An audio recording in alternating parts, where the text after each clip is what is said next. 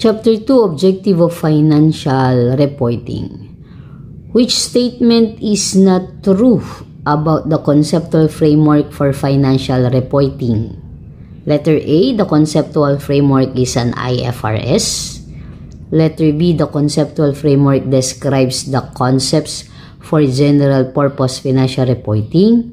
Letter C, in case of conflict, the requirements of the IFRS prevail over the conceptual framework. Letter D, the conceptual framework provides theoretical foundation of accounting. So, ang answer is letter A. The conceptual framework is not an IFRS.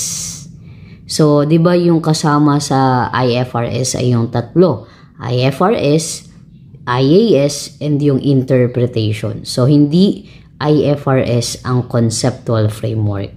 Letter B, correct. So, conceptual framework describes the concepts of general purpose financial reporting. Letter C is correct din.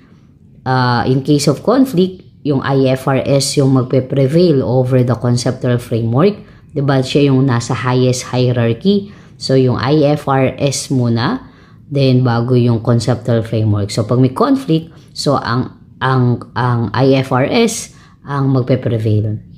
Letter D is correct din. So, the conceptual framework provides theoretical foundation of accounting. Number 2, which is a purpose of the conceptual framework? Letter A, to assist the IASB to develop IFRS based on consistent concepts. Letter B, to assist preparers to develop consistent accounting policy when no standard applies to a particular transaction. Letter C, to assist all parties to understand and interpret IFRS. And letter D, all of this can be considered a purpose of the conceptual framework. Answer is letter D. All of this can be considered the purpose of the conceptual framework kasi kasama dyan yung A, B, and C dun sa purposes ng conceptual framework. Number 3, the conceptual framework provides the foundation for standards that letter A, contribute to transparency by enhancing international comparability and quality of financial information. Letter B, strengthen accountability of management.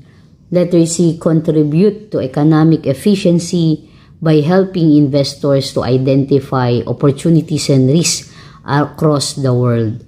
Or letter D, all of these are the results of IFRS. So, ang answer ay letter D.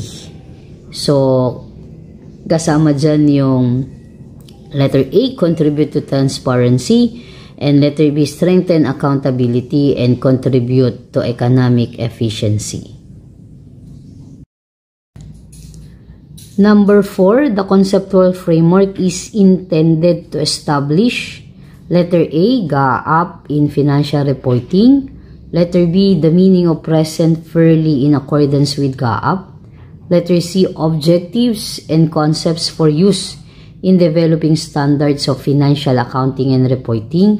Letter D, the hierarchy of sources of GAAP. So, answer is letter C, the objectives and concepts for use in developing standards of financial accounting and reporting.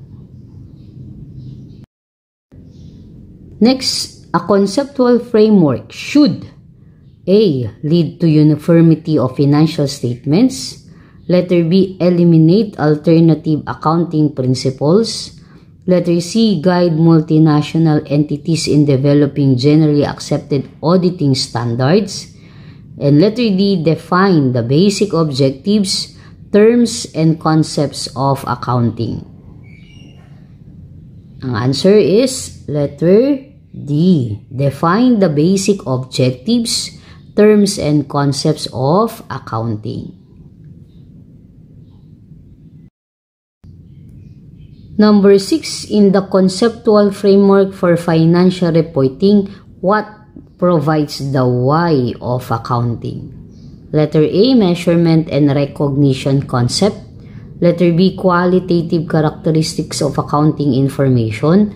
Letter C, element of financial statement. Letter D, objective of financial reporting. So, yung answer is letter D, objective of financial reporting. Which statement is not true concerning the conceptual framework? Letter A, the conceptual framework should be a basis for standard setting. Letter B, the conceptual framework should allow practical problems to be solved more quickly. Letter C, the conceptual framework should be based on fundamental truth derived from the law of nature. And letter D, the conceptual framework should increase users' understanding and confidence in financial reporting. So, ang answer is letter C. The conceptual framework should be based on fundamental truth derived from the law of nature. So, yan yung incorrect na statement. Okay. Number 8, the primary focus of financial reporting has been on meeting the needs of which of the following groups? Letter A, management. Letter B, existing and potential investors, lenders and other creditors. Letter C, national taxing authorities. And letter D, independent CPAs. So, ang answer is letter B, existing and potential investors, lenders, and other creditors. So, sila yung ating mga primary users. Number 9, which is an objective of financial reporting? Letter A, to provide information that is useful in making investing and credit decisions. Letter B, to provide information that is useful to management. Letter C, to provide information about the potential users. Letter D, to provide information about ways to solve internal and external conflicts about the entity.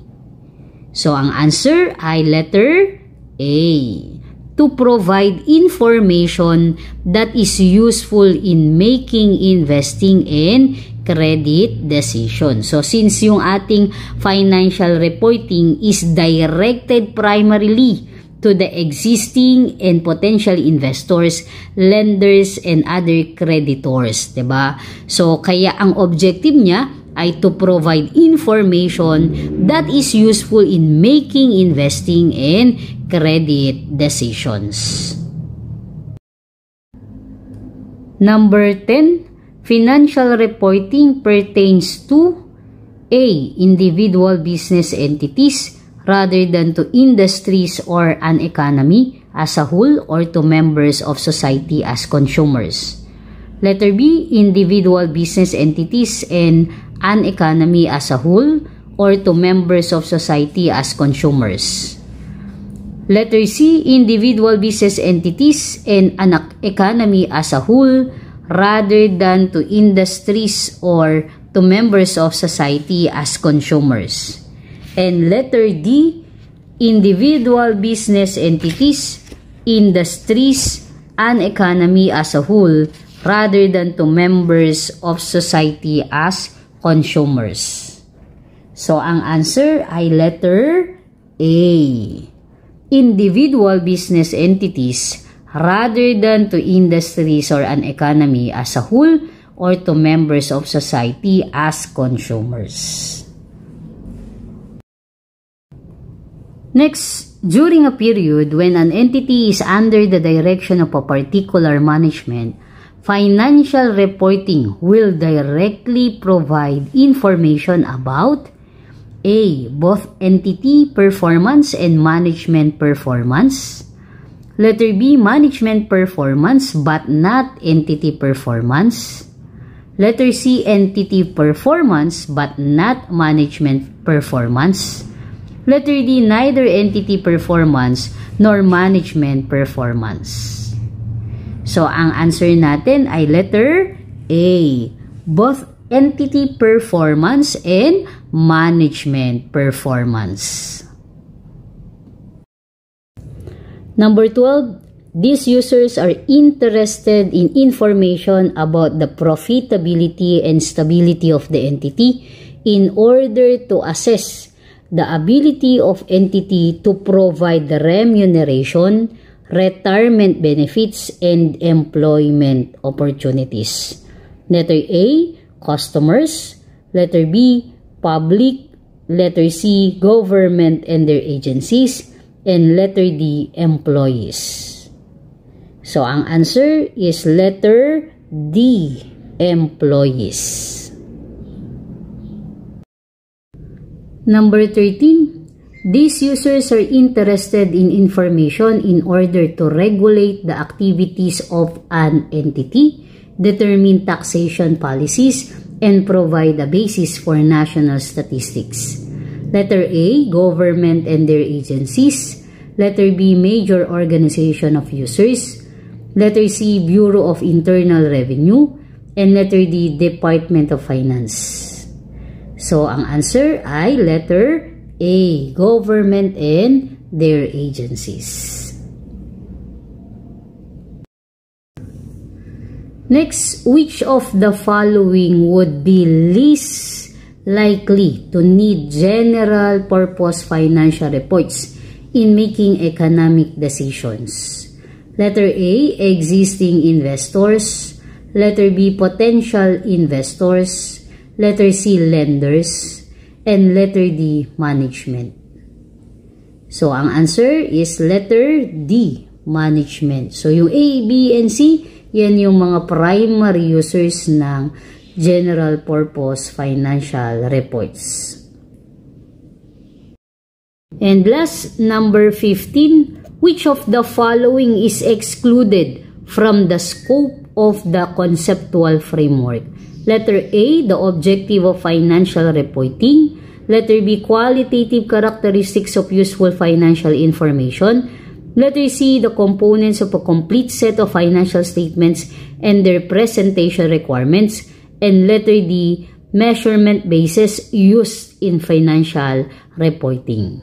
So, ang answer is letter C, the components of a complete set of financial statements and their presentation requirements. So, included sa scope ng conceptual framework yung objective ng financial reporting, qualitative characteristics of useful financial information, and measurement bases used in financial reporting.